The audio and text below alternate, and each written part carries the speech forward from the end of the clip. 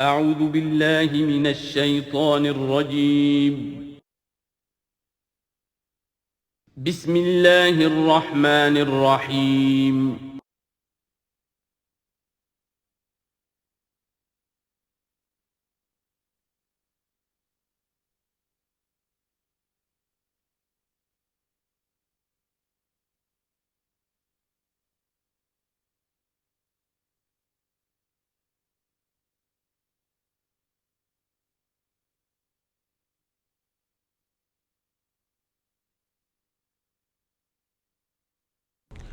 اللہم ذکرنا منہ ما نسینا وعلمنا منہ ما جہلنا وارزقنا تلاوتہ آناء اللیل وآناء النہار واجعلہ لنا حجتا یا رب العالمین آمین۔ اب ہم اللہ کے نام سے قرآن حکیم میں مکی اور مدنی صورتوں کا جو دوسرا گروپ ہے اس کی مدنی صورتوں کے جوڑے کا مطالعہ شروع کر رہے ہیں۔ مکیات اس دوسرے گروپ میں دو ہیں، سورۃ الانعام، سورۃ الاعراف، جن کا مطالعہ ہم کر چکے، اور میں نے ابتدا ہی میں عرض کیا تھا کہ یہ گروپ اس اعتبار سے متوازن ہے کہ اس میں دو ہی سورتیں مکی ہیں، دو ہی مدنی ہیں۔ انفال اور توبہ یہ دو مدنیات ہیں۔ ان کا جو ربط اور تعلق ہے اس گروپ کی مکی صورتوں کے ساتھ، پہلے تو اس کو سمجھ لیجئے۔ ہم دیکھ چکے ہیں سورہ انعام اور اعراف میں کہ ان میں اتمام حجت ہوا ہے بنو اسماعیل پر یا مشرکین عرب پر۔ اس اتمام حجت کے بعد اللہ کا جو ہمیشہ سے ضابطہ اور قاعدہ رہا ہے، قانون رہا ہے کہ کسی رسول کے بھیجے جانے کے بعد اور اس کی جانب سے اتمام حجت کے کیے جانے کے بعد بھی اگر کوئی قوم کفر پر اڑی رہے بحیثیت مجموعی تو اس پر عذاب الہی آتا ہے، عذاب استیصال۔ اگرچہ یہ عذاب مختلف شکلوں میں آیا، کہیں کسی قوم کو ان کے اپنے ہی علاقوں میں سیلاب بھیج کر اور غرق کر دیا گیا، جیسے حضرت نوح علیہ السلام، کہیں کوئی بہت تیز آندھی بھیجی اور اس کے نتیجے میں جیسے کہ قوم عاد کے اوپر عذاب آیا، کہیں زلزلہ آیا، کہیں آسمان سے پتھراؤ ہوا جیسے کہ عمورہ اور صدوم کی بستیوں پر ہوا، کہیں جیسا کہ آپ کو معلوم ہے کہ آل فرعون کو ان کے محلوں سے اور گھروں سے نکال کر لا کر سمندر میں غرق کر دیا۔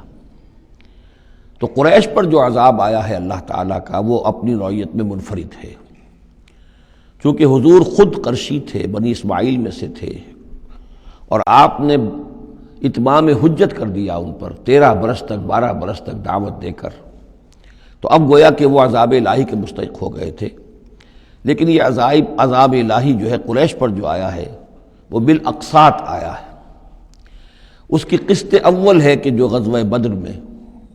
ان تک پہنچی، انہیں مکے سے نکالا گیا جیسے کہ آل فرعون کو ان کے محلات سے نکالا گیا اور لا کر سمندر میں غرق کیا گیا۔ وہ مکہ دارالحرم تھا، وہ تو جگہ تھی حرم، لہذا وہاں سے انہیں نکالا گیا، اور میدان بدر میں پہلی قسط عذاب الہی کی انہیں وصول کرنی پڑی۔ ان کے 70 سردار کھیت رہے اور معجزانہ طریقے پر کھیت رہے، اس میں کوئی شک نہیں کہ جیسے عذاب الہی پہلے قوموں پر آتے تھے اسی طرح کا معاملہ یہ ہوا ہے کہ تقریباً نہتے 313 میں سے صرف 8 افراد کے پاس تلواریں تھیں، اور ادھر سے 1000 پوری طرح کیل کانٹے سے لیس ہو کر آئے تھے۔ تو اللہ کی خصوصی مدد تھی کہ جس سے یہ عذاب آیا ہے اصل میں قریش کے اوپر، اور تقریباً تمام بڑے بڑے نامور سردار جو ہیں وہی میدان میں کھیت رہے، 70 ان کے قیدی ہو گئے۔ ابھی زخمی کتنے ہوئے ہوں گے انہیں بھی آپ ذہن میں رکھیے۔ تو یہ عذاب کی پہلی قسط تھی جو غزوہ بدر میں آئی ہے، اور پھر عذاب کا آخری مرحلہ آیا ہے سن 9 ہجری میں، جب مشرکین عرب کو آخری الٹیمیٹم دے دیا گیا کہ اب بس چند مہینے کی تمہیں مہلت دی جا رہی ہے، اس کے اندر اندر یا ایمان لے آؤ اور یا تمہیں تہہ تیغ کر دیا جائے گا۔ فَإِذَا انسَلَخَ الْأَشْهُرُ الْحُرُمُ فَاقْتُلُوا الْمُشْرِكِينَ حَيْثُ وَجَدتُّمُوهُمْ۔ اب یہ انتہائی اس کے توہین اور تذلیل کے ساتھ چیلنج تھا۔ یہ دوسری بات ہے کہ وہ سب لوگ ایمان لے آئے اور یہ قتل عام کی نوبت نہیں آئی، لیکن یہ کہ یہ آخری قسط تھی۔ وہ آخری قسط جو ہے سورہ توبہ میں بیان ہوئی ہے، اور عذاب کی پہلی قسط جو ہے وہ سورہ انفال میں ہے۔ ان دونوں صورتوں کو جمع کر دیا گیا تاکہ انعام اور اعراف میں بنو اسماعیل پر یا مشرکین عرب پر اتمام حجت، اور انفال اور توبہ میں ان پر جو عذاب الہی نازل ہوا اس کی تفصیل۔ تو یہ تو ہے معنوی ربط اس گروپ کی مکی اور مدنی صورتوں کے مابین۔ باقی جو یہ سورہ انفال ہے اس کے بارے میں نوٹ کر لیجئے کہ غزوہ بدر کے فوراً بعد متصلاً بعد نازل ہوئی ہے، گویا کہ سورہ آل عمران جو ہم پڑھ چکے ہیں اس سے پہلے ہے اس کا نزول، اس کے اکثر و بیشتر حصے سے پہلے نازل ہوئی ہے۔ تو یہ زمانی ترتیب جو ہے اگر یہ ذہن میں نہ رہے تو پھر اس سے کافی خلجان پیدا ہو جاتا ہے۔ اس کا جو پس منظر ہے وہ یہ غزوہ بدر کا معاملہ سمجھنا بہت ضروری ہے۔ دیکھیے یہاں تفصیل کا موقع تو ہے نہیں،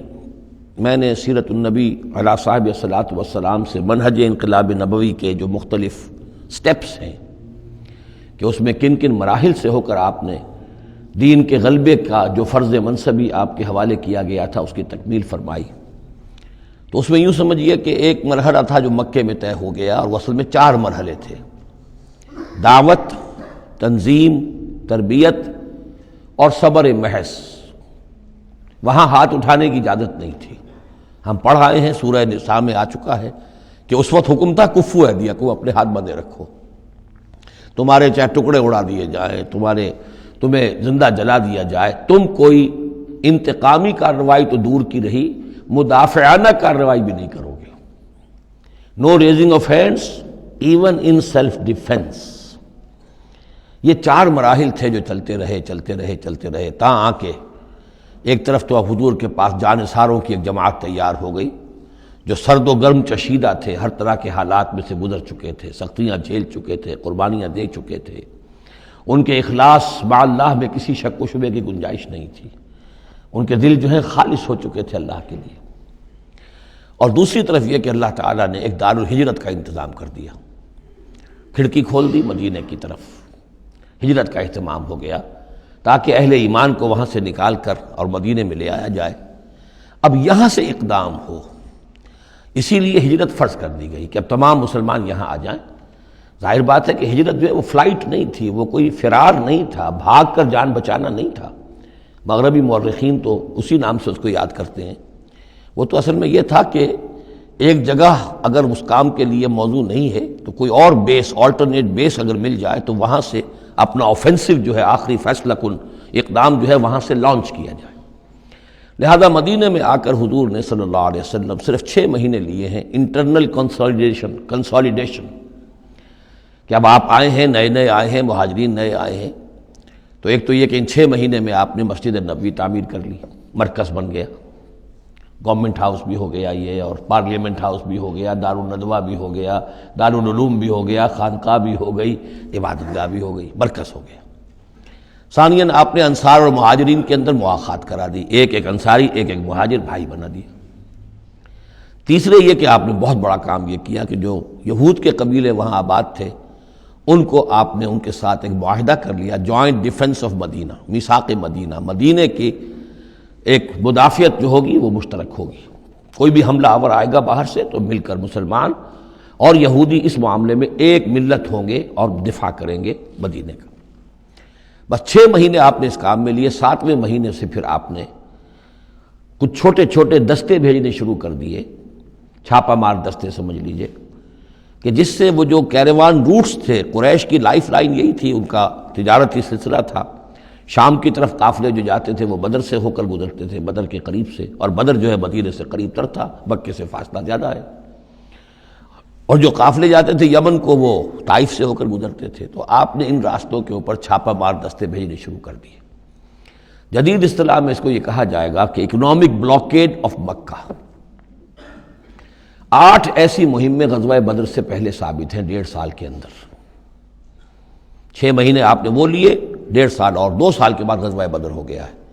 تو یہ 1.5 سال میں 8 مہمیں ہیں، جن میں سے 4 میں کہ حضور خود بھی بنفس نفیس شریک رہے ہیں، اس لیے وہ غزوات کہلاتے ہیں، اور 4 وہ ہیں کہ جن میں آپ نے صرف کچھ لوگوں کو بھیج دیا ہے کسی امیر کے تحت، وہ سرایا کہلاتے ہیں۔ تو یہ جو صورتحال ہوئی، اور اس میں یہ بھی ہوا کہ حضور جہاں جاتے تھے خود تو وہاں کے قبائل سے آپ معاہدے کر لیتے تھے۔ اب یا تو وہ جو قبائل جو تھے مقامی، پہلے تو وہ قریش کے حلیف تھے، اب یا تو وہ حضور کے حلیف ہو گئے، مسلمانوں کے حلیف ہو گئے، تو قریش کی طاقت کم ہوئی، مسلمانوں کی بڑھ گئی، یا یہ ہے کہ وہ نیوٹرل ہو گئے کہ ہم نہ قریش کی مدد کریں گے آپ کے خلاف، نہ آپ کی مدد کریں گے قریش کے خلاف، نیوٹرل ہو گئے۔ اس سے بھی یہ ہے کہ قریش کا جو حلقہ اثر تھا، سیاسی زون آف پولیٹیکل انفلوئنس، وہ کم ہو رہا ہے۔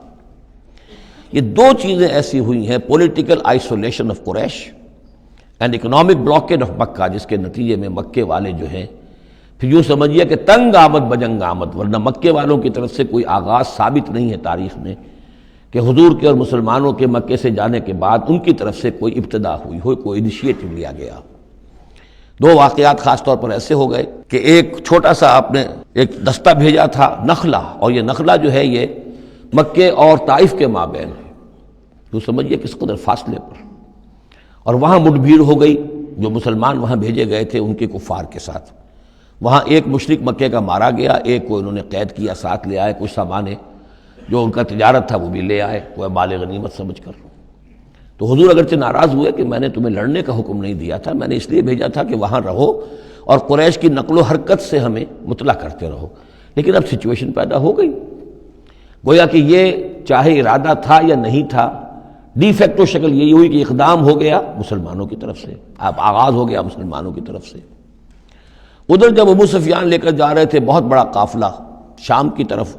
تو حضور نے اس کا تعاقب کیا، لیکن وہ تیزی سے نکل گئے تھے۔ لیکن جب واپس آ رہے تھے اور 50,000 دینار کا سامان تھا ان کے قافلے کے اندر، بہت لدا پدا قافلہ، انہیں یہ خطرہ ہوا کہ اب پھر محمد صلی اللہ علیہ وسلم اور ان کے ساتھی کہیں لوٹیں گے ہمیں اور ہمارے اوپر حملہ کریں گے، روکیں گے ہمارا راستہ۔ تو انہوں نے یہ کی دوہری حکمت عملی کی کہ ایک تو یہ کہ ایک سوار بھیجا آگے تیزی کے ساتھ دوڑایا کہ مکے جاؤ اور کہو کہ ہمارے قافلے کو خطرہ ہے محمد سے صلی اللہ علیہ وسلم، لہذا مدد بھیجو۔ اور ادھر یہ کیا کہ وہ عام راستہ جو تھا، جو بدر سے ہو کر گزرتا تھا، اسے چھوڑ کر ساحل سمندر کے ساتھ ساتھ نیچے سے ہو کر وہ نکل بھی گئے۔ اب وہاں مکے میں یہ دونوں چیزیں بیک وقت پہنچ گئیں، ایک طرف وہ نخلا سے لوگ روتے پیٹتے چیختے چلاتے ہمارا آدمی مار دیا محمد کے آدمیوں نے، وہ آ گئے، ادھر سے وہ آ گیا جو ابو سفیان کا بھیجا ہوا تھا ایلچی کہ دوڑو دوڑو دوڑو تمہارا قافلہ محمد لوٹنے والے ہیں اور یہ ہے اور وہ ہے۔ بس وہ وار کرائی وہاں ہوئی اور 1000 کا لشکر جو ہے وہاں پر پھر جمع کیا گیا، اور 900 اونٹ فراہم کیے گئے اور 100 گھوڑوں کا ایک رسالہ تیار کیا گیا، اور وہ لوگ مکے سے نکل آئے۔ یہ صورتحال ادھر ہو رہی تھی۔ ادھر یہ ہے کہ حضور صلی اللہ علیہ وسلم نے مدینہ میں پہلے تو یہ فیصلہ کیا تھا کہ اب یہ قافلہ واپس آنے والا ہے تو اب اس قافلے کا تعاقب کریں، ابھی جنگ وغیرہ کا آپ کو گمان نہیں تھا، ابھی مدینہ ہی میں آپ نے یہ جو ہے اس ایسا ارادہ ظاہر کیا کہ جیسے پہلے بھی گئے تھے، جب قافلہ جا رہا تھا شام کی طرف تو تعاقب کیا تھا، ایسے جب آ رہا ہے تو اسے انٹرسیپٹ کریں۔ لہذا ایک تو مشاورت ہوئی ہے مدینہ میں، آیا چلنا چاہیے یا نہیں چلنا چاہیے، وہ میں بعد میں عرض کروں گا جب ہم آیتیں پڑھیں گے۔ پھر جب کچھ لوگ نکل آئے اور یہ نہیں سمجھا گیا تھا کہ کوئی جنگ ہونی ہے، کوئی بڑا لشکر آ رہا ہے، اس وقت تک اطلاع نہیں تھی، اسی لیے بس جو جس کے ہاتھ میں آیا، کسی کے پاس نیزہ تھا، کسی کے پاس کچھ اور تھا، تلواریں 8 تھیں، گھوڑے کل 2 تھے، وہ چل پڑے۔ چلو اس لیے کہ مسئلہ تو قافلے کا مسئلہ ہے نا، کوئی جنگ تو ہے نہیں، کوئی لشکر وشکر تو آ نہیں رہا۔ جب آپ کچھ سفر طے کر کے مقام صفرا تک پہنچ گئے تو وہاں وحی آ گئی اور آپ کو اطلاع بھی پہنچ گئی، اطلاع بھی پہنچ گئی کہ ابو جہل جو ہے 1000 کا لشکر لے کر مکے سے چل پڑا ہے، اور وحی بھی آ گئی، اللہ نے بتا دیا کہ اے نبی اب یہ 2 شکلیں ہیں، جنوب سے مکے کی طرف سے ایک لشکر آ رہا ہے کیل کانٹے سے لیس ہے، شمال سے قافلہ آ رہا ہے، اور میرا یہ وعدہ ہے کہ ان دونوں میں سے ایک ضرور تم کو دے دوں گا، تم کو فتح حاصل ہو جائے گی، یہ میرے اہل ایمان کو بتا دیجئے اور ذرا مشورہ کیجئے۔ تو دوسری مشاورت جو ہے وہ مدینے سے نکل کر ہوئی ہے مقام صفرا میں۔ یہ اصل میں جو چیزیں اگر سامنے نہ ہوں تو پھر یہ بہت خلجان ہوتا ہے، اور اکثر لوگوں کو، مترجمین کو اور مفسرین کو بہت خلجان رہا ہے ان آیات کے سمجھنے میں۔ اور اس کے علاوہ جو ایک خلجان رہا ہے وہ یہ رہا ہے کہ ایک دور ہم پر ایسا گزرا ہے انگریز کے حکومت کے زمانے میں، اور خاص طور پر جب نئی نئی مغربی سائنس اور مغربی تہذیب کا ہم پر حملہ ہوا ہے، تو چونکہ مغرب کے لوگوں نے یہ کہا کہ یہ اسلام تو تلوار سے پھیلا ہے، بوئے خون آتی ہے اس قوم کے افسانوں سے، تو ہمارے ہاں کچھ مخلص لوگ تھے، نیک لوگ تھے، جو چاہتے تھے کہ اسلام کو اور حضور صلی اللہ علیہ وسلم کی سیرت کو بچائیں، اس کے دفاع کریں۔ انہوں نے کہا نہیں اسلام تلوار سے نہیں پھیلا، حضور نے تو جو جنگیں کی تھیں وہ صرف مدافعانہ تھیں، ان کے اوپر جنگ ٹھوس دی گئی تھی اور آپ نے کوئی اقدام نہیں کیا۔ اور ان میں سب سے بڑا کام کیا ہے ہندوستان میں مولانا علامہ شبلی نعمانی رحمۃ اللہ علیہ نے، میں ان کا نام ادب سے لوں گا اس لیے کہ سر سید احمد کے زیر اثر تھے، اور وہ جو جدید جو ابھی آیا تھا، جو مغربی افکار و خیالات اور تہذیب اور تمدن اور ویلیوز اور نظریات کا جو ریلا آیا تھا، اس کا مقابلہ کرنا آسان کام نہیں تھا۔ تو یہ اپولوجیٹک انداز اختیار کیا ہے شبلی نعمانی نے، اور اس میں یہ ہے کہ وہ جو ابتدائی جو 8 جو غزوات اور سرایا ہیں جو بدر سے پہلے ہوئے، انہیں بالکل تقریباً نظر انداز کر دیا ہے، تاکہ یہ ثابت نہ ہو کہ انیشیٹو حضور کی طرف سے ہوا ہے۔ تو یہ چیز جو ہے میں سمجھتا ہوں کہ ایک خاص دور کا تقاضا تھی، وہ دور اب گزر چکا۔ اب اسلام کا یہ فکر کہ اسلام ایک مکمل دین ہے، یہ اپنا غلبہ چاہتا ہے، اور حضور کو بھیجا گیا تھا اس لیے کہ دین کو غالب کریں، اور دین کو غالب کرنے کی جد و جہد ایک انقلابی جد و جہد ہے۔ اس انقلابی جد و جہد میں جہاں پہلا مرحلہ یہی ہوتا ہے کہ پیسو ریزسٹنس ہو، اور پہلے تیاری کی جائے، دعوت، تنظیم، تربیت اور صبر محض کے ذریعے سے ایک قوت فراہم کی جائے، پھر دوسرا مرحلہ آتا ہے باطل کے ساتھ ٹکرانا پڑتا ہے، اور اس میں آگے بڑھ کر ٹکر مول لینی پڑتی ہے۔ یہ نہیں ہے کہ انتظار ہی کرتے رہیں، یعنی ایک جس کو ہم کہتے ہیں کو ایگزسٹنس، پیسفل کو ایگزسٹنس، حق و باطل کے درمیان نہیں ہو سکتی۔ حق کیسے تسلیم کر سکتا ہے کہ باطل بھی موجود رہے؟ ہاں حق میں جان نہیں ہے، اہل حق جو ہیں بے جان ہیں، مردہ ہیں، تو مجبوری ہے، لیکن اگر اہل حق میں جان ہو تو وہ کیسے برداشت کریں گے کہ باطل جو ہے اس کا غلبہ رہے؟ ہاں باطل جو ہے وہ نیچا ہو کر رہے، اگر وہ مغلوبیت کی شکل اختیار کر لے تو ٹھیک ہے، لیکن یہ کہ باطل کا غلبہ ہو اور اہل ایمان میں جان بھی ہو، تو یہ دو چیزیں جو ہیں یہ تو ایک دوسرے سے بالکل متضاد ہیں۔ جیسے حضرت ابوبکر نے فرمایا تھا ایبدل الدین وانا حی، کیا دین میں ترمیم کی جائے گی جبکہ ابھی میں زندہ ہوں؟ میرے جیتے جی دین کے اندر ترمیم یہ ممکن نہیں ہے۔ تو وہی بندہ مومن کی شان ہونی چاہیے۔ تو اصل حقائق الحمدللہ بہت اچھی طریقے سے واضح ہو چکے ہیں۔ بہرحال اتنا پس منظر جو ہے جان لیجئے، اور ایک خاص اسلوب جو ہے اس سورہ مبارکہ کا، اگرچہ یہ تقریباً ایک خطبہ ہے مسلسل 10 رکوع ہے، لیکن اس میں ایک خاص مسئلے کو نکال کر پہلے درمیان شروع میں لے آئے ہیں۔ اس کی بحث آئے گی تقریباً وسط میں جا کر، لیکن اس اسلوب کو یہاں نوٹ کر لیجئے، وہ اس لیے کہ یہی اسلوب ہے جس سے ہمیں سمجھنے میں مدد ملے گی سورہ توبہ کے جو ترتیب مضامین ہے، وہاں بھی بہت اشکال ہے، اور بہت سے مترجمین کو جدید دور کے جو زیادہ محنت نہیں کر سکے ہیں، بس ترجمہ مکمل کرنا انہوں نے اپنے پیش نظر رکھ لیا، تفسیر مکمل کرنی ہی ہے، لہذا وہ تیزی کے ساتھ وہ دقت نظر کا ثبوت نہ دے سکے تو اس میں بڑے خلجان پیدا کر دیے۔ وہ اسلوب کیا ہے کہ اس پوری بحث میں سب سے ایک نمایاں مسئلہ یہ ہو گیا تھا غزوہ بدر کے بعد کہ مال غنیمت پر مسلمانوں میں جھگڑا ہو گیا۔ پہلی جنگ تھی، غنیمت کی تقسیم کیسے ہوگی، اس کا قانون کیا ہے، اس کا ضابطہ کیا ہے، وہ معلوم نہیں تھا۔ اور یہ کہ عام طور پر جو عرب میں پہلے رواج تھا وہ تو یہ تھا کہ جس کے ہاتھ جو لگ گیا بس وہ اس کا ہے،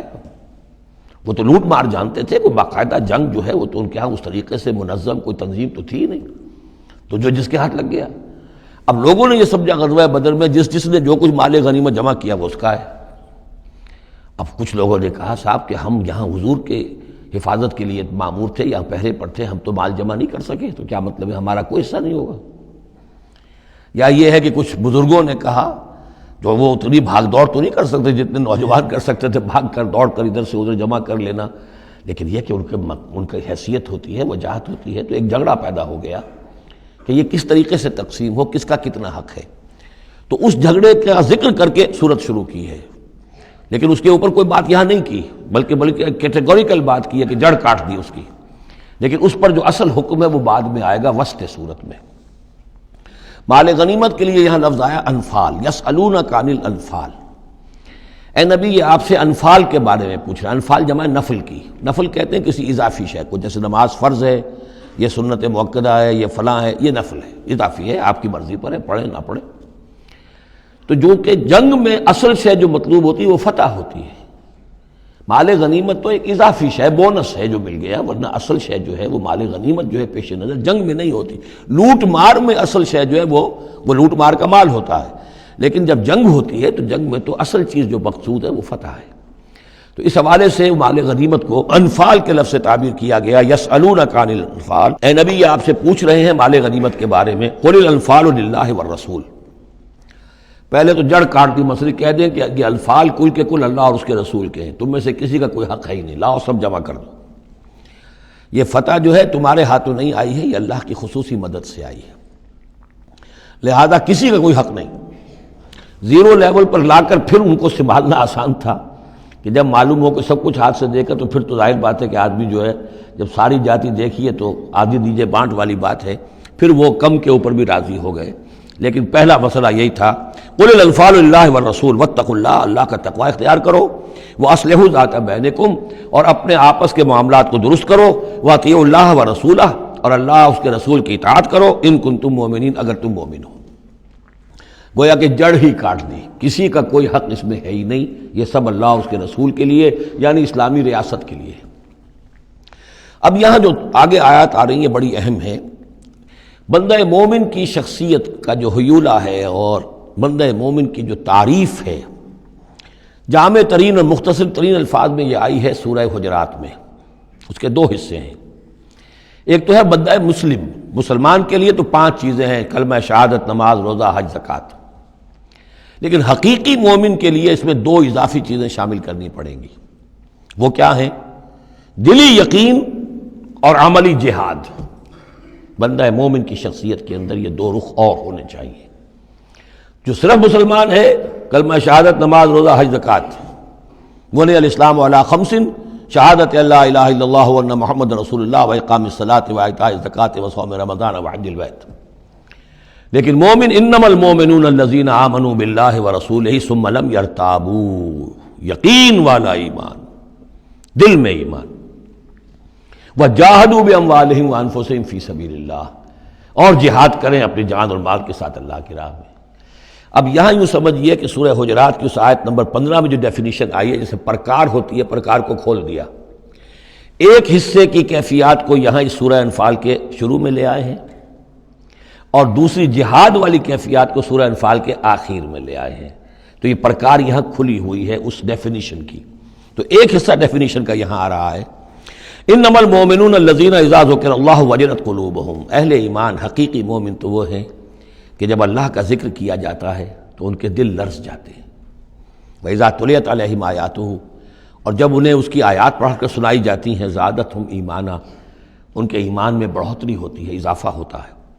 وَعَلَىٰ رَبِّهِمْ يَتَوَكَّلُونَ، اور وہ اپنے رب پر توکل کرتے ہیں۔ الَّذِينَ يُقِيمُونَ الصَّلَاةَ، جو نماز کو قائم رکھتے ہیں۔ وَمِمَّا رَزَقْنَاهُمْ يُنْفِقُونَ، اور جو کچھ ہم نے انہیں دیا ہے اس میں سے اللہ کے لیے، اللہ کے دین کے لیے خرچ کرتے ہیں۔ انفاق فی سبیل اللہ مراد ہے۔ اولئک هم المؤمنون حقا، یہ وہ لوگ ہیں جو سچے مومن ہیں، حقیقی مومن ہیں۔ لیکن نوٹ کر لیجئے یہ بھی ابھی آدھی ڈیفینیشن آئی ہے، اس سورہ مبارکہ کے آخر میں آئے گی، اور وہاں جا کے پھر یہی الفاظ آئیں گے۔ یہ آیت نمبر 74 ہے، والذین آمنوا وہاجروا وجاہدوا فی سبیل اللہ والذین آووا ونصروا اولئک هم المؤمنون حقا لہم مغفرۃ ورزق کریم۔ اس کے بعد ایک آیت اور بعد میں ہے، سورت ختم ہو جاتی ہے۔ تو لاسٹ بٹ 1 آیت، اور ادھر پہلی کے بعد دوسری، ان 2 جگہ پر ایمان کے حقائق کو تقسیم کر کے، پرکار کو کھول کر، گویا کہ پوری سورت کو ان 2 کے درمیان میں لے لیا گیا ہے، گود میں لے لیا گیا ہے۔ ایمان کی ڈیفینیشن کے یہ 2 حصے جو ہیں ان کی گود میں۔ اب یہاں ذکر شروع ہو رہا ہے غزوہ بدر کا۔ کما اخرجک ربک من بیتک بالحق، جیسے کہ نکالا آپ کو اے نبی آپ کے رب نے آپ کے گھر سے حق کے ساتھ، یعنی آپ کا یہ بدر کی طرف روانہ ہونا جو ہے یہ اللہ تعالیٰ کی ایک اسکیم کا حصہ تھا، اللہ کی اپنی ایک تدبیر ہے۔ وَإِنَّ فَرِيقًا مِّنَ الْمُؤْمِنِينَ لَكَارِهُونَ، اہل ایمان میں سے کچھ لوگ اسے پسند نہیں کر رہے تھے۔ یہ کون لوگ؟ یہ ہے وہ پہلی مشاورت جو مدینہ ہی میں ہوئی ہے۔ ان میں ظاہر بات ہے مدینہ میں منافق بھی تھے، جن کا خیال یہ تھا لڑنے بھیڑنے کا، لوٹ مار کرنے کا، یہ کوئی فائدہ ہے بھلا؟ بس ٹھیک تبلیغ کرنی چاہیے، اچھی بات کہنی چاہیے، نیک بات کہنی چاہیے۔ یہ کیا طریقہ ہے؟ منافقین کا ایلیمنٹ موجود تھا جو اس کو پسند ہی نہیں کرتے تھے، اس لیے کہ جنگ کا سلسلہ چل نکلا تو ہمیں بھی جانا پڑے گا، ہماری جان اور مال کے اوپر بھی آنچ آئے گی۔ تو نپ دی ایول ان دی بڈ، اس سے تو بہتر ہے کہ اس کو یہیں پر ختم کرو۔ اس اعتبار سے ویسے بھی کچھ انسانی فطرت ایسی ہوتی ہے، کچھ نیک سرشت لوگ بھی ہوتے ہیں کہ آخر اس سے کیا فائدہ نکلے گا، ابھی کوئی خاص جو ہے قریش کی طرف سے تو اقدام ہوا نہیں تھا، ہم آگے بڑھ کر جو ہے یہ جو بات اقدام کر رہے ہیں تو آخر اس کا فائدہ کیا ہے۔ تو یہ اس قسم کی باتیں اس وقت کہی گئیں۔ ان فریقا من المؤمنین لکارہون، اب یہ مومنین ان میں سے اہل نفاق بھی ہو سکتے ہیں اور سادہ لوگ اور نیک دل جو مسلمان ہیں وہ بھی ہو سکتے ہیں۔ یجادلونک فی الحق بعد ما تبین کانما یساقون الی الموت وہم ینظرون، اور وہ جھگڑ رہے تھے آپ سے حق کے معاملے میں جبکہ بات ان پر بالکل واضح ہو چکی تھی۔ یہ دوسری آیت میرے نزدیک جو دوسری مشاورت ہوئی ہے مقام صفرا پر، اس سے متعلق ہے۔ وہ یہ کہ وہاں سے جب مکے سے آپ چلے تو اس وقت تک کسی لشکر وغیرہ کی کوئی اطلاع نہ آپ کو تھی اور نہ اس کا کوئی گمان تھا ابھی، وہ تو ایسے ہی تھا جیسے پہلے 8 مرتبہ جو ہے وہ جو ایکسکرشنز جو ہوئی تھیں، جس طریقے کی مہمات بھیجی گئی تھیں، یہ اسی طرح کی ایک مہم ہے۔ لیکن یہ ہے کہ آگے چل کر جب آپ کچھ دور چل نکل کے آ گئے تھے، یہاں آ کر جو ہے آپ کو وحی بھی آ گئی اور اطلاعات بھی مل گئی کہ صورتحال وہ ہو چکی ہے۔ ایک طرف نخلا سے روتے پیٹتے لوگ پہنچ گئے وہاں، دوسری طرف یہ کہ ادھر سے ابو سفیان کا جو ہے ایلچی پہنچ گیا چیختا چلاتا ہوا، اور 1000 کا لشکر لے کر ابو جہل نکل پڑا ہے بدر کی طرف، اب وہ بدر کی طرف آ رہا ہے، ادھر سے قافلہ بدر کی طرف آ رہا ہے شمال سے۔ اس وقت اللہ تعالیٰ نے فرمایا، اور یہ مشاورت جیسا کہ میں نے کہا تھا جیسے کہ حضرت طالوت نے کی تھی، ایک آزمائش اپنی فوج کی کہ جو اس دریا میں سے پانی پیے گا سیر ہو کر پیے گا اس کا مجھ سے کوئی تعلق نہیں، اسی طرح کا آپ نے مشاورت کا معاملہ اللہ تعالیٰ کے حکم سے مسلمانوں کے سامنے رکھ دیا۔ بعدما تبین کانما یساقون الی الموت، تو لوگ ایسے محسوس کر رہے تھے جیسے انہیں دھکیلا جا رہا ہو موت کی طرف، وہم ینظرون، اور وہ دیکھ رہے ہوں۔ ظاہر بات ہے یہ کیفیت تو کٹر جو منافق تھے وہاں پر انہی کی ہو سکتی تھی۔ وَإِذْ يَعِدُكُمُ اللَّهُ إِحْدَى الطَّائِفَتَيْنِ أَنَّهَا لَكُمْ، اور جب کہ اللہ تعالیٰ وعدہ کر رہا تھا تم سے کہ ان دونوں گروہوں میں سے ایک تمہیں مل جائے گا، ایک پر تمہاری فتح گارنٹیڈ ہے۔ وَتَوَدُّونَ أَنَّ غَيْرَ ذَاتِ الشَّوْكَةِ تَكُونُ لَكُمْ، اور اے مسلمانوں تم یہ چاہتے تھے کہ ادھر جاؤ جدھر کے کانٹا لگنے کا کوئی اندیشہ نہ ہو، اس لیے کہ بمشکل 50 یا 100 آدمی تھے اس قافلے کے ساتھ، اور اونٹ تھے بے شمار، اور جو میں نے آپ کو بتایا بہت بڑی مقدار کے اندر جو ہے 50,000 دینار کا جو مال تھا ان کے پاس، تو ان کو تو آسانی سے قابو کیا جا سکتا تھا، اس میں اندیشہ کم تھا۔ پھر دلیلیں بھی عقلی آ گئی ہوں گی کہ حضور ہمارے پاس تو کچھ ہتھیار بھی نہیں ہے، کچھ نہیں ہے، ہم تیاری کر کے مدینے سے نکلے ہی نہیں ہیں، تو اچھا ہے پہلے یہ کہ ہم جا کر ان پر قبضہ کر لیں تو ان کے ہتھیار بھی ہمیں مل جائیں گے، تو پھر لشکر سے لڑنے کے لیے ہم بہتر پوزیشن میں ہوں گے۔ تو عقل و منطق بھی یہ گویا کہ ان کے ساتھ تھی۔ وَيُرِيدُ اللَّهُ أَن يُحِقَّ الْحَقَّ بِكَلِمَاتِهِ، اور اللہ یہ چاہتا تھا کہ اپنے بات کو اپنے فیصلے کے ذریعے سے حق کا حق ہونا ثابت کر دے۔ وَيَقْطَعَ دَابِرَ الْكَافِرِينَ، اور کافروں کی جڑ کاٹ دے۔ یہ قطع دابر القوم الذین ظلموا، کافر قوم کی جڑ کاٹ دی گئی، جو ہم پڑھ کر آئے سورہ اعراف میں۔ اللہ کا ارادہ یہ تھا، اگر عام جو دنیاوی قواعد و ضوابط ہیں، فزیکل لاز ہیں، اس کے تحت یہ ہوتا تو اتنی بڑی بات ہی نہ ہوتی۔ اسے یوم الفرقان بنانا تھا کہ نمایاں ہو جائے کہ اللہ کس کے ساتھ ہے، حق کدھر ہے، اور یہ اسی وقت ہو سکتا تھا جبکہ یہ کنٹراسٹ برقرار رہتا کہ بے سر و سامان 313 گئے ہیں اور کیل کانٹے سے لے 1000 کے ساتھ ان کا مقابلہ ہوا ہے، اور پھر انہیں اللہ نے فتح دی ہے۔ لہذا اللہ کی مرضی کچھ اور تھی۔ یرید اللہ ان یحق الحق بکلماتہ ویقطع دابر الکافرین، اللہ چاہتا تھا کہ اپنی باتوں کے ذریعے سے حق کا حق ہونا ثابت کر دے اور کافروں کی جڑ کاٹ دے۔ یہ یحق الحق، تاکہ سچا ثابت کر دے حق کو، سچ کو، ویبطل الباطل، اور باطل ثابت کر دے باطل کو، باطل ہونا اس کا ثابت ہو جائے۔ ولو کرہ المجرمون، خواہ یہ مجرموں کو کتنا ہی ناگوار ہو۔ استستغیثون ربکم، یاد کرو جب کہ تم اپنے رب سے استغاثہ کر رہے تھے، دعائی دے رہے تھے کہ اللہ اب ہماری مدد فرما۔ فاستجاب لکم، تو اللہ نے تمہاری دعا کو قبول کیا تھا۔ انی ممدکم بألف من الملائکۃ مردفین، کہ میں تمہاری مدد کروں گا 1000 ملائکہ سے جو لگاتار آئیں گے، پے بپے آئیں گے۔ 1000 کا لشکر آیا ہے نا، تو 1000 فرشتے ہم تمہاری مدد کے لیے بھیج دیں گے۔ وما جعلہ اللہ الا بشرا، اور اللہ نے اس کو نہیں بنایا مگر تمہارے لیے بشارت، وَلِتَطْمَئِنَّ بِهِ قُلُوبُكُمْ، اور تاکہ تمہارے دل مطمئن ہو جائیں۔ وَمَن نَّصْرُ إِلَّا مِنْ عِندِ اللَّهِ، اور مدد تو اللہ کی طرف سے ہوتی ہے، فرشتوں کو بھیجے بغیر بھی وہ مدد کر سکتا ہے، کن فیکون کی شان کے ساتھ وہ جو چاہے کر دے۔ لیکن یہ کہ تمہارا جو اپنا ایک سوچنے کا انداز ہے، بر بنائے طبع بشری، تمہاری تسکین کے لیے ہم نے یہ شکل کر دی کہ 1000 دشمن آ رہا ہے تو 1000 فرشتہ تمہاری مدد کے لیے ہم بھیج دیں گے۔ ان اللہ عزیز الحکیم، یقیناً اللہ تعالیٰ سب زبردست ہے اور حکمت والا۔ اذ یغشیکم النعاس امنۃ منہ، جبکہ تم کو ڈھانپ لیا تھا ایک اونگ نے جو امن کی اور تسکین کا ذریعہ بن گیا اللہ کی طرف سے۔ یہ 2 معجزے ہوئے ہیں خاص اس وقت، معجزے اس معنی میں کہ عام حالات میں یہ چیزیں نہیں ہوتی، لیکن اس میں کوئی خرق عادت نہیں ہے۔ معجزہ اس معنی میں نہیں ہے کہ اس کو چیلنج کر کے حضور نے دکھایا ہو، اس معنی میں نہیں، بس یہ کہ غیر معمولی اللہ کی نصرت کی شکلیں ہیں۔ ایک تو یہ کہ حالانکہ معاملہ بڑا یعنی سخت تھا، لیکن رات کو جا کے پڑاؤ پر مسلمان سوئے اطمینان سے، بڑی عمدگی سے نیند آئی، دل میں وہ دغدغہ نہیں تھا، اللہ پر اطمینان تھا، اللہ کے لیے نکلے تھے، لہذا ان کو وہ بے چینی اور تشویش اور کل کیا ہو جائے گا، رہیں گے کہ نہیں رہیں گے، زندگی ہوگی موت، کچھ نہیں، نیند آئی انہیں، اطمینان سے سوئے، صبح کو اٹھے تو وہ گویا کہ چاق و چوبند تھے۔ نمبر 2 یہ ينزل علیکم من السماء ماء، اور جب کہ اتارا اس نے تم پر آسمان سے پانی، بارش ہو گئی، اس سے یہ ہوا لیطہرکم، تاکہ تمہیں پاک کرے، جنہیں غسل کی حاجت تھی غسل کر لیا، وَیُذْهِبَ عَنْکُمُ الرِّجْسَ الشیطان، اور دور کر دے تم سے شیطان کی نجاست کو، وَلِیَرْبِطَ عَلَىٰ قُلُوبِکُمْ، اور یہ کہ تاکہ تمہارے دلوں کے اندر بھی، اور بارش کے بعد جو فضا ہوتی ہے اس سے طبیعت کے اندر بھی ایک اطمینان اور سکون پیدا ہوتا ہے۔ ورنہ واقعہ یہ ہے کہ جہاں پر آ کر قریش پہلے ڈیرہ ڈال چکے تھے، پانی پر ان کا قبضہ تھا، اب یہاں پانی نہیں تھا، بارش ہوئی تو وہ نشیبی جگہ میں انہوں نے ایک اپنا حوض بھی جمع کر لیا، پانی بھی جو ہے وہ ان کے پاس فراہم ہو گیا۔ وَيُثَبِّتَ بِهِ الْأَقْدَامَ، اور پانی جب برسا تو مٹی دب گئی، مٹی کے جمنے کی وجہ سے پاؤں بھی دب گئے، وہ جگہ جو تھی وہاں پر جو ہے اہل ایمان جو مجاہدین تھے ان کے پاؤں قدم جمنے کی صورت پیدا ہو گئی۔ اذ یوحی ربک الی الملائکۃ، اور جب یاد کرو، گمان کرو، تصور کرو، جب کہ آپ کا رب وحی کر رہا تھا فرشتوں کو، انی معکم، وہ جو 1000 فرشتہ اللہ نے بھیجا، انی معکم، میں تمہارے ساتھ ہوں، فثبتوا الذین آمنوا، تو جاؤ اور اہل ایمان کے قدموں کو جما دو، اہل ایمان کے دلوں کو جما دو۔ سألقی فی قلوب الذین کفروا الرعب، عن قریب میں ان کافروں کے دلوں میں رعب ڈال دوں گا، ان پر دہشت طاری ہو جائے گی۔ فاضربوا فوق الاعناق،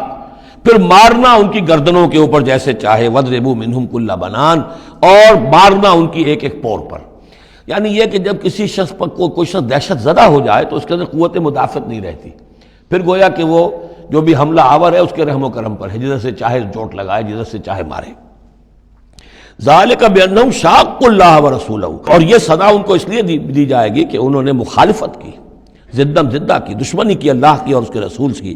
ومن یشاقق اللہ ورسولہ فإن اللہ شدید العقاب، اور جو اللہ اور اس کے رسول کا دشمن ہو جائے اور اس سے زدم زدہ کرے تو اللہ تعالیٰ بھی سزا دینے میں بہت سخت ہے۔ ذالکم فذوقوہ، دیکھو اب یہ قریش سے خطاب ہے، ذالکم فذوقوہ، دیکھو یہ آگے پہلی قسط وصول کرو، چکھ لو اس کو، وان للکافرین عذاب النار، اور ابھی جو تمہارے یہ کھیت رہے ہیں ان کی سزا یہی ختم نہیں ہو گئی ہے، ان کے لیے جہنم کا عذاب ہے۔ یا ایھا الذین آمنوا اذا لقیتم الذین کفروا زحفا، اہل ایمان جب تمہارا مقابلہ ہو جائے کافروں سے میدان جنگ میں، یہ زحف کہتے ہیں جبکہ باقاعدہ 2 لشکر ایک دوسرے کے سامنے مد مقابل بن کر آئیں، ایک چھاپا مار جنگ ہوتی ہے، جیسے کہ 8 جو پہلی اس سے مہمیں تھیں وہ جنگ کی شکل نہیں تھی بلکہ وہ مہمیں تھیں چھاپا مار، لیکن اب یہ پہلی مرتبہ جنگ ہوئی ہے، لہذا اس کے حوالے سے بات ہو رہی ہے۔ یا ایھا الذین آمنوا اذا لقیتم الذین کفروا زحفا فلا تولوہم الادبار، تو تم ان کو پیٹھ مت دکھاؤ، پیٹھ مت موڑو، مطلب یہ کہ کھڑے رہو، ڈٹے رہو، مقابلہ کرو، جان چلی جائے لیکن یہ کہ پیچھے قدم نہ ہٹے۔ وَمَن يُوَلِّهِمْ يَوْمَئِذٍ دُبُرَهُ، اور جو کوئی بھی اس روز اپنی پیٹھ دکھا دے گا یعنی میدان جنگ سے بھاگے گا، 2 استثناءات کے ساتھ، الا متحرفا لقتال، سوائے اس کے کہ یا تو وہ کوئی داؤ لگا رہا ہو جنگ کے لیے، جیسے 2 آدمی بھی جنگ کرتے ہیں اور تلوار اور اس کے ساتھ، تو کوئی ذرا ادھر ہٹتا ہے، پیچھے کو ہٹتا ہے، وہ بھاگنا نہیں ہوتا بلکہ وہ تو در حقیقت ایک ٹیکٹیکل موو ہے، وہ تو ایک اپنے داؤ کے لیے ذرا پیچھے ہٹنا، اب اس وقت میسرہ کو پیچھے کر لیا جائے اور جو میمنہ ہے اسے آگے بڑھایا جائے، یہ بات اور ہے۔ او متحیزا الی فئۃ، یا یہ ہے کہ کوئی اور جمعیت ہے جس کی طرف جا کر ملنا ہے اور اس کے لیے ریٹریٹ ہو رہی ہے، تو آرڈرلی ریٹریٹ یہ ایک علیحدہ شے ہو جائے گی، اور ٹیکٹیکل موو یہ علیحدہ شے ہو جائے گی۔ تو آرڈرلی ریٹریٹ اور ٹیکٹیکل موو، ان دو کے سوا اگر کوئی بھگدڑ کے اندر کوئی جان بچا کر بھاگا فقط باب غضب من اللہ، تو اس نے تو اللہ کا غضب جو ہے وہ کما لیا۔ ومأواہ جہنم، اس کا ٹھکانہ جہنم ہوگا، وبئس المصیر، اور وہ بہت ہی برا ٹھکانہ ہے۔ اب یہاں وہ بات آ گئی فلم تقتلوہم، اے مسلمانوں تم نے انہیں قتل نہیں کیا، ولکن اللہ قتلہم، اللہ نے انہیں قتل کیا۔ ویسے تو یہ کہ فاعل حقیقی اللہ ہے، ہم جو کام بھی کرتے ہیں اور جس شے کے اندر بھی کوئی تاثیر ہے وہ اللہ ہی کی وجہ سے، لا فاعل فی الحقیقت ولا مؤثر الا اللہ، عام حالات میں بھی یہ ہے، لیکن یہ خاص حالات تھے جن میں اللہ تعالیٰ کی خصوصی مدد آئی ہے۔ فلم تقتلوہم ولکن اللہ قتلہم وما رمیت اذ رمیت ولکن اللہ رما، اور اے نبی آپ نے بھی جو کنکریوں کی مٹھی بھر کر پھینکی تھی، آپ نے کنکریاں لیں اپنی مٹھی میں اور پھینکا کفار کے لشکر کی طرف، شاہت الوجوہ، چہرے جو ہے بگڑ جائیں، تو یہ پتہ نہیں کہاں تک اللہ نے ان کنکریوں کو پہنچایا ہے۔ تو فرمایا اور آپ نے جب وہ کنکریوں کی مٹھی پھینکی تھی، ما رمیت اذ رمیت، آپ نے نہیں پھینکی تھی، ولکن اللہ رما، یہ تو اللہ تعالیٰ نے پھینکی تھی۔ ہاتھ ہے اللہ کا، بندہ مومن کا ہاتھ۔ وَلِيُبْلِيَ الْمُؤْمِنِينَ مِنْهُ بَلَاءً حَسَنًا، تاکہ اللہ تعالیٰ اہل ایمان کے جوہر نکھارے، ان کے اندر کی چھپی ہوئی جو صلاحیتیں ہیں، مخفی ہیں، انہیں اجاگر کرے۔ یہ ذرا نوٹ کر لیجئے، بلا یبلو کے معنی ہوتا ہے آزمانا، تکلیف میں ڈال کر کسی آزمائش میں۔ ابلا یبلی جب یہ باب افعال سے آتا ہے تو کسی کے جوہر کو نکھارنا، کسی کی جو خابیدہ جو ہے اس کی صلاحیتیں ان کو ابھارنا، یہ ہے ابلا۔ لیبلی المؤمنین منہ بلاء حسنا، تاکہ اللہ تعالیٰ خوب اہل ایمان کے اوپر ان کے جو ہے جوہر نکھارے۔ ان اللہ سمیع علیم، یقیناً اللہ سب کچھ سننے والا اور جاننے والا ہے۔ ذالکم وان اللہ موہن کید الکافرین، یہ تو ہو چکا،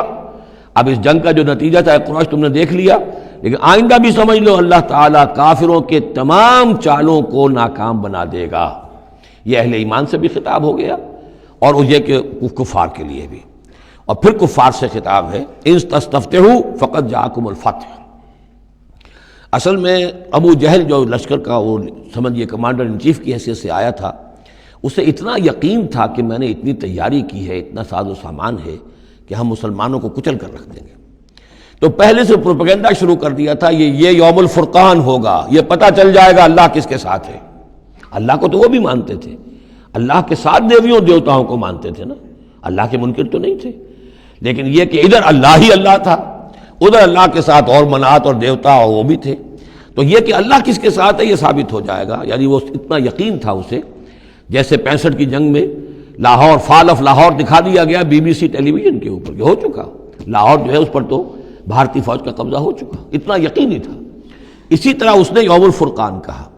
تو اسی کو اللہ تعالیٰ نے یوم الفرقان بنا دیا تاکہ منکشف ہو جائے، یہ بات مبرہن ہو جائے کہ اللہ کس کے ساتھ ہے۔ اس اعتبار سے اس کی دعا بھی بڑی عجیب ہے، جو اس نے آ کر بدر سے ایک رات قبل جب کہ حضور بھی دعا مانگ رہے تھے اور طویل ترین سجدہ کیا تھا، اس نے بھی دعا کی تھی، اور وہ دعا جو ہے وہ موحدانہ دعا ہے، اس میں کسی لات عزا حبل منات کا کوئی تذکرہ نہیں۔ اللہم، اے اللہ، اقطعنا للرحم وعین الغدات، جس نے ہمارے رحمی رشتے کاٹ دیے ہیں کل تو اسے ذلیل و خوار کر دے۔ یعنی اس کا جو سب سے بڑا چارج تھا، الزام تھا حضور پر، وہ یہ تھا کہ اس شخص نے آ کر ہمارے خاندانوں میں تفریق پیدا کر دی، بھائی کو بھائی سے جدا کر دیا، ایک بھائی مسلمان ہو گیا وہ علیحدہ ہو گیا، باقی بھائی کافر ہیں، ایک دوسرے کے دشمن ہو گئے، ماں باپ سے اولاد کو جدا کر دیا، شوہر کو بیوی سے کاٹ دیا، بیوی کو شوہر سے کاٹ دیا۔ ہماری طاقت تھی، ہمارا قبیلہ تھا، ہم قریش تھے، ظاہر بات ہے کہ قبائلی زندگی میں اتحاد، یکجوئی، یہی تو چیزیں ہوتی ہیں ساری کی ساری، کہ جس کی وجہ سے ان کی ساکھ ہوتی ہے، تو اس نے تو آ کر ہمارا ستیہ ناش کر دیا۔ اقطعنا للرحم، جس نے رحمی رشتے کاٹ دیے ہیں ہمارے، فاہنہ الغدات، تو اے اللہ کل اسے ذلیل و خوار کر دیجو۔ یہ دعا تھی ابو جہل کی۔ بہرحال اللہ تعالیٰ اب ان سے خطاب کر کے کہہ رہے ہیں کہ اے مشرکین مکہ، ان تستفتحوا، اگر تو تم چاہتے تھے کہ فیصلہ ہو جائے، فقد جاءکم الفتح، تو فتح فیصلہ ہو چکی، فیصلہ اللہ کا آ چکا، معلوم ہو گیا کہ حق کدھر ہے، باطل کدھر ہے۔ وَإِن تَنْتَهُوا فَهُوَ خَيْرٌ لَكُمْ، اب بھی اگر تم باز آ جاؤ تو یہ تمہارے لیے بہتر ہے۔ وَإِن تَعُودُوا نَعُودْ، اگر دوبارہ اعادہ کرو گے ہم بھی یہی کچھ دوبارہ کریں گے۔ وَلَن تُغْنِيَ عَنْكُمْ فِئَتُكُمْ شَيْئًا، اور تمہاری یہ نفری اور جمعیت اور تمہاری یہ تعداد تمہیں کسی کام نہیں آ سکے گی۔ وَلَوْ كَثُرَتْ، خواہ وہ بہت ہو، وَأَنَّ اللَّهَ مَعَ الْمُؤْمِنِينَ، اور یہ کہ اللہ اہل ایمان کے ساتھ ہے۔ یا ایھا الذین آمنوا، اب یہ جو رکوع آ رہا ہے تیسرا، یہ بہت ہی جامع، بہت اہم ہے۔ اس میں سے دو جو تین آیتوں کے گروپ ہیں وہ تو خاص طور پر ہماری توجہ کے اور مسلمانوں نے پاکستان کی توجہ کے لیے بڑے اہم ہیں۔ یا ایھا الذین آمنوا اطیعوا اللہ ورسولہ ولا تولوا عنہ وانتم تسمعون، اہل ایمان اللہ اور اس کے رسول کی اطاعت کرو اور نہ منہ موڑو اس سے جبکہ تم سن رہے ہو۔ یعنی جب اللہ کے رسول نے کہا تھا کہ چلو بدر کی طرف، تو تمہاری یہ رد و قضا اور یہ پاؤں پیٹنا جس کو کہتے ہیں، یہ مختلف الفاظ اس کے لیے محاوروں میں آتے ہیں، تو یہ جو تم کر رہے تھے کیوں کر رہے تھے؟ جب اللہ اور اس کے رسول کی طرف سے بات آئی تھی تو ہر ایک کو کہنا چاہیے تھا سمیعنا واطعنا، جو آپ کا حکم ہو۔ اطیعوا اللہ واطیعوا الرسول ولا تولوا عنہ وانتم تسمعون، ظاہر بات ہے یہ تمام مسلمانوں سے بات نہیں ہے، یہاں بھی ذہن میں رکھیے وہی جنہوں نے کمزوری دکھائی تھی ان کی طرف اشارہ ہے۔ ولا تکونوا کالذین قالوا سمعنا وهم لا يسمعون، ان لوگوں کے مانند نہ ہو جاؤ جو کہتے ہیں کہ ہم نے سن لیا، حقیقت میں وہ سنتے نہیں ہیں۔ یعنی دل اڑا ہوا ہے، طبیعت جو ہے وہ یکسو ہے ہی نہیں، تو کیا سننا ہے؟ سنا انسنا ہو گیا۔ ان شر الدواب عند اللہ الصم البکم الذین لا یعقلون، یقیناً تمام چوپایوں میں بدترین اللہ کے نزدیک یہی لوگ ہیں جو بہرے ہیں، گونگے ہیں اور عقل سے کام نہیں لیتے۔ اب یہ منافقین ہی کی طرف اشارہ ہو رہا ہے۔ وَلَوْ عَلِمَ اللَّهُ فِيهِمْ خَيْرًا، اگر اللہ تعالیٰ کے علم میں ہوتا کہ ان میں کوئی خیر ہے، لَأَسْمَعَهُمْ، اللہ انہیں سنا دیتا۔ وَلَوْ أَسْمَعَهُمْ، اگر اللہ انہیں سنا دیتا، لَتَوَلَّوْا، پھر بھی پیٹ موڑ جاتے، وَهُمْ مُعْرِضُونَ، وہ ہیں ہی اعراض کرنے والے۔ یہ گویا کہ چند آیات ہیں کہ جس میں خاص طور پر جو لوگ بھی اس وقت ریلیکٹنٹ تھے، جو بھی کسی طریقے سے اس میں جھجک رہے تھے، ان کے لیے تنبیہ۔ اب تین آیات آ رہی ہیں۔ یا ایھا الذین آمنوا استجیبوا للہ وللرسول اذا دعاکم لما یحییکم، اہل ایمان لبیک کہا کرو اللہ کی پکار پر، اور خاص طور پر رسول کی پکار پر جب کہ وہ تمہیں پکارے اس شے کے لیے جس سے تمہیں زندگی ملے گی۔ تم جنگ میں جانے کو سمجھ رہے ہو کہ موت کا دروازہ ہے، یہ تو اصل زندگی کا دروازہ ہے۔ ولا تقولوا لمن يقتل في سبيل الله اموات بل احياء ولكن لا تشعرون، تو یہ تو در حقیقت اللہ اور اس کے رسول جس چیز کی طرف تمہیں بلا رہے ہیں، حقیقی زندگی یہ ہے، روحانی زندگی یہ ہے، معنوی زندگی یہ ہے۔ یہ حیوانوں کی طرح جینا جو ہے یہ کوئی زندگی نہیں ہے، یہ تو در حقیقت اولئک کالانعام بل هم اضل، جو سورہ اعراف میں ہم پڑھ چکے ہیں، یہ حیوانوں کا سا زندگی گزارنا ہے۔ استجیبوا للہ وللرسول اذا دعاکم لما یحییکم وَاعْلَمُوا أَنَّ اللَّهَ يَحُولُ بَيْنَ الْمَرْءِ وَقَلْبِهِ، اور جان لو اللہ تعالیٰ بندے اور اس کے دل کے درمیان حائل بھی ہو جایا کرتا ہے۔ یعنی اگر اللہ کے رسول کی پکار سنی اور انسنی کر دی، پھر سنی انسنی کر دی، پھر اللہ تعالیٰ پردہ بن جائے گا، اب سننے نہیں دے گا،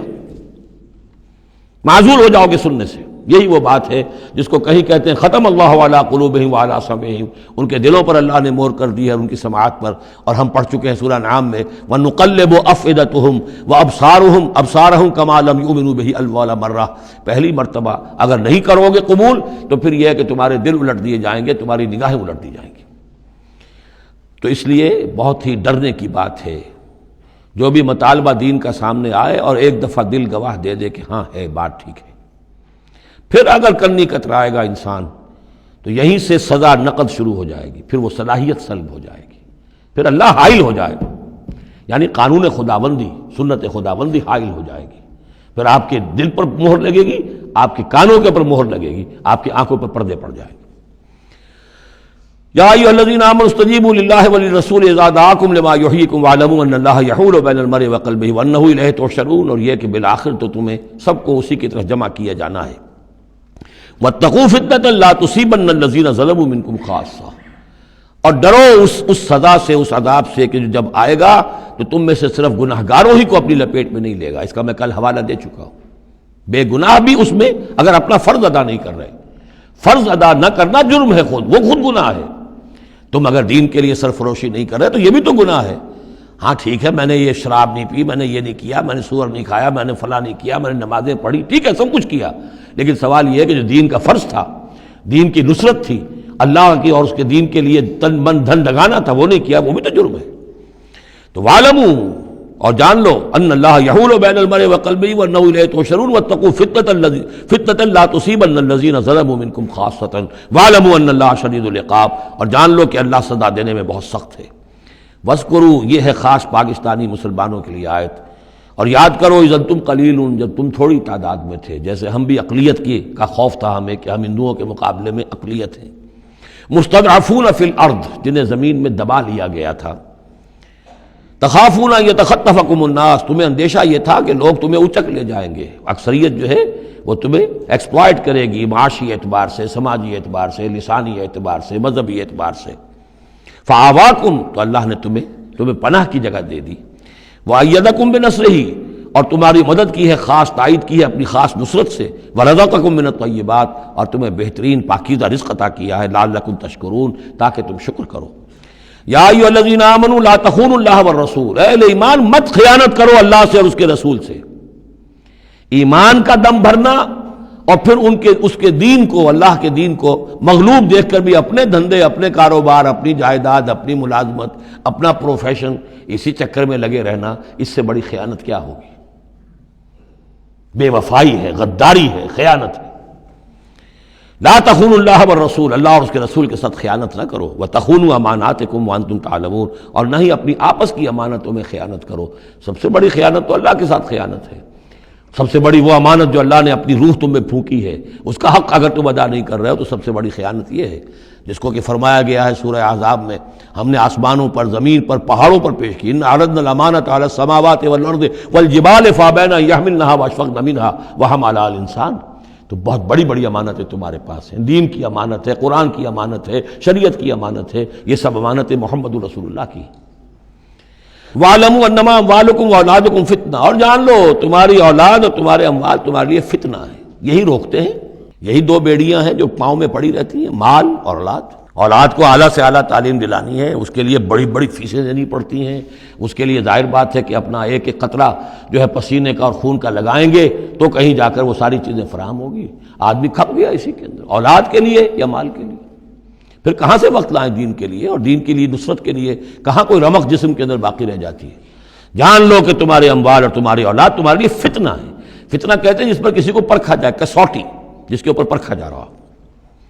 وَأَنَّ اللَّهَ عِندَهُ أَجْرٌ عَظِيمٌ، اور یقیناً اللہ ہی کے پاس ہے بڑا اجر۔ یا ایھا الذین آمنوا ان تتقوا اللہ یجعل لکم فرقانا،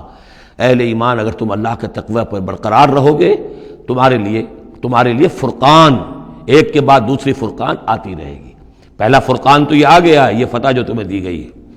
وَيُكَفِّرْ عَنْكُمْ سَيِّئَاتِكُمْ، اور یہ کہ تمہارے سے تمہاری جو کمزوریاں ہیں، برائیاں ہیں، وہ اللہ تعالیٰ دور کر دے گا۔ وَيَغْفِرْ لَكُمْ، اور بخش دے گا۔ وَاللَّهُ ذُو الْفَضْلِ الْعَظِيمِ، اللہ بڑے فضل والا ہے۔ وَإِذْ يَمْكُرُ بِكَ الَّذِينَ كَفَرُوا، اب یہ ہجرت سے پہلے جو صورتحال تھی مکے میں کہ قریش کے سردار بیٹھتے تھے دارالندوہ میں، کیا کریں اب ہم محمد صلی اللہ علیہ وسلم کو قتل کر دیں، سازشیں ہوتی تھیں، اور اسی طریقے سے انہیں قید کر دیں، کہیں یہاں سے نکلنے پہ مجبور کر دیں، تو وہ جو سازشیں ان کی ہوتی تھی اور مشورے ہوتے تھے ان کا ذکر ہے۔ اور جب یاد کیجئے جب کہ وہ لوگ جو کافر ہوئے، یہ کافر لوگ آپ کے بارے میں مشورے کرتے تھے، چالیں چلتے تھے، اسکیمیں بناتے تھے، سازشیں کرتے تھے۔ لِیُثْبِتُوکَ، نمبر ایک تو یہ کہ آپ کو کہیں قید کر دیں،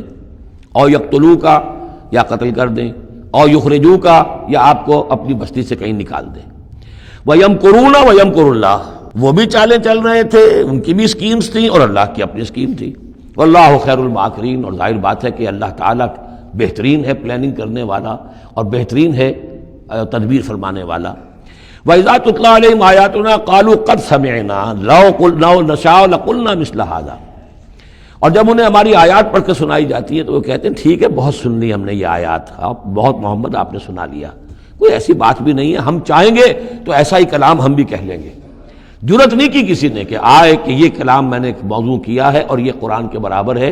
تو کوئی کمیشن بٹھا لیجئے، کوئی سازش بنا لیجئے کہ تو طے کریں، یہ جرت نہیں ہوئی۔ لیکن یہ کہہ دینے میں تو کوئی بات نہیں تھی، زبان کون پکڑے گا؟ لو نشاء لقلنا مثل هذا، اگر ہم چاہیں گے تو ہم بھی ایسے کہہ دیں گے، کوئی ایسی بڑی بات نہیں ہے۔ یہ نضر بن حارث تھا کہ جس کی طرف یہ الفاظ منقول ہیں تاریخ اور سیرت میں۔ ان هذا الا اساطیر الاولین، یہ نہیں ہے یہ مگر یہ کہ پچھلوں کی کہانیاں ہیں، قصے ہیں، جیسے آج بھی مستشرقین کہتے ہیں کہ کچھ تورات سے، کچھ انجیل سے محمد نے لے لیا جوڑ جاڑ کر اور یہ قرآن بنایا ہے۔ اب تو خیر وہ دور ذرا بدل گیا ہے، یہ ذرا پچھلی صدی کی بات تھی، اس دور میں لوگ اس قسم کی باتیں زیادہ کرتے تھے۔ وَإِذْ قَالُوا اللَّهُمَّ إِنْ كَانَ هَذَا هُوَ الْحَقُّ، اور وہی بات جو میں نے آپ کو بتائی تھی کل بھی کہ ان قریش کے لیے سب سے بڑا مسئلہ اپنے عوام کو سنبھالنے کا ہو گیا تھا، کیسے روکیں ان کو کہ یہ محمد صلی اللہ علیہ وسلم کا ایمان نہ لائیں۔ اس کے لیے جو اور تدبیریں وہ کرتے تھے اسی کی طرح کی ایک تدبیر کا ذکر آ رہا ہے۔ مجمع عام میں کھڑے ہو کر دعائیں مانگ رہے ہیں، اے اللہ اگر یہ جو کچھ محمد کہہ رہے ہیں اگر یہ حق ہے اور تیرے پاس سے آیا ہے یہ قرآن، فامطر علینا حجارۃ من السماء وَإِذْ قَالُوا اللَّهُمَّ إِنْ كَانَ هَذَا هُوَ الْحَقَّ مِنْ عِنْدِكَ، اگر یہ ہے حق تیری طرف سے، فامطر علینا حجارۃ من السماء، تو برسا دے ہم پر پتھر آسمان سے، اب ائتنا بعذاب الیم، یا پھر بھیج دے ہم پر کوئی عذاب۔ اب عذاب آیا نہیں، دیکھ لو، اس کا مطلب یہ کہ یہ محمد جھوٹے ہیں صلی اللہ علیہ وسلم۔ ہم نے تو کہہ دیا، اللہ کو پکار کر کہہ دیا،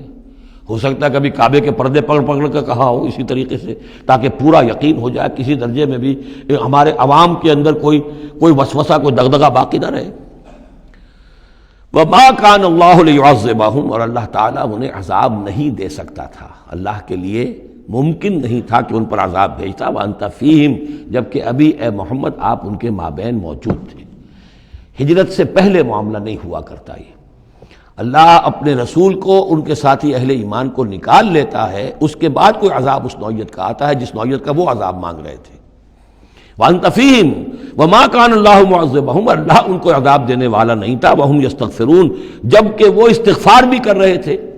یعنی اسی مکے میں عوام الناس بھی تو تھے، سادہ لوگ بھی تو تھے، وہ استغفار بھی کرتے تھے، تلبیہ بھی پڑھتے تھے، لبیک اللہم لبیک لبیک اللہم لبیک، یہ بھی تو کرتے تھے، اللہ کو بھی پکارتے تھے۔ تو بڑا گڑبڑ سا معاملہ تھا، جب تک کہ اللہ تعالیٰ یمیز الخبیث من الطیب کر نہ دے اس وقت تک اس طرح کا معاملہ اللہ تعالیٰ کے لیے درست نہیں تھا۔ وَمَا لَهُمْ أَلَّا يُعَذِّبَهُمْ، باقی وہ عذاب کے پورے طور سے مستحق تو ہو چکے ہیں، اور کیا ہے کون سی رکاوٹ ہے ان کے لیے؟ مَا لَهُمْ أَلَّا يُعَذِّبَهُمُ اللَّهُ، کہ اللہ تعالیٰ ان کو عذاب نہ دے، وَهُمْ يَصُدُّونَ عَنِ الْمَسْجِدِ الْحَرَامِ، جبکہ وہ روک رہے ہیں مسجد حرام سے لوگوں کو، وَمَا كَانُوا أَوْلِيَاءَهُ، اور حقیقت میں یہ اس کے متولی نہیں ہیں، یہ اس کے مختار نہیں ہیں، یہ اس کے ساتھی نہیں ہیں۔ ان اولیاءہ الا المتقون، اس اللہ کے گھر کے تو ولی اور اس کے جو اصل مجاور کہہ لیجئے یا متولی کہہ لیجئے، وہ تو ہوں گے متقی لوگ جو اللہ کا تقوی رکھتے ہوں، اللہ کی بندگی کرتے ہوں۔ ولکن اکثرهم لا يعلمون، لیکن ان کی اکثریت علم نہیں رکھتی۔ وما كان صلاتهم عند البيت، اور انہوں نے جو نماز کا حلیہ بگاڑا ہے، نہیں ہے ان کی نماز بیت اللہ کے پاس الا مقام و تصدیہ، سیٹیاں بجاتے ہیں، تالیاں پیٹتے ہیں، یہ ان کی نماز رہ گئی ہے۔ طواف کرتے تھے تو اس میں سب سے اونچا طواف تھا برہنہ طواف، اور نماز جو تھی ان کی وہ یہ تھی، سیٹیاں بجاتے ہوئے۔ جیسے کہ آپ کو معلوم ہے کہ بعض علاقوں میں مسجدوں کے اندر جب وہ میلاد کی محفلیں ہوتی ہیں تو اس کے اندر ڈھول اور ڈھمکا، یہ میں نے سنا ہے کہ خاص طور پر افریقہ کے بعض ممالک میں کام ہوتا ہے۔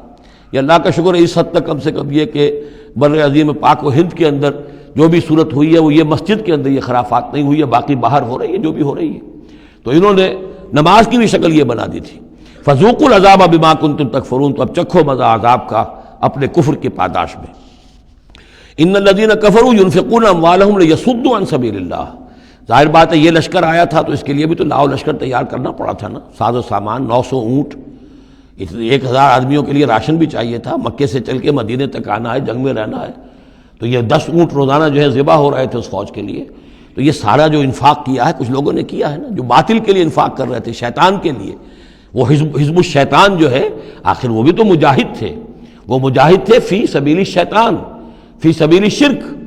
تو جو خرچ کر رہے ہیں اپنے مال لیصدوا عن سبیل اللہ، تاکہ لوگوں کو روک سکیں اللہ کے راستے سے، فسینفقونھا، وہ اور بھی خرچ کریں گے، ابھی انہیں اور بڑے لشکر تیار کرنے پڑیں گے، ثم تکون علیہم حسرۃ،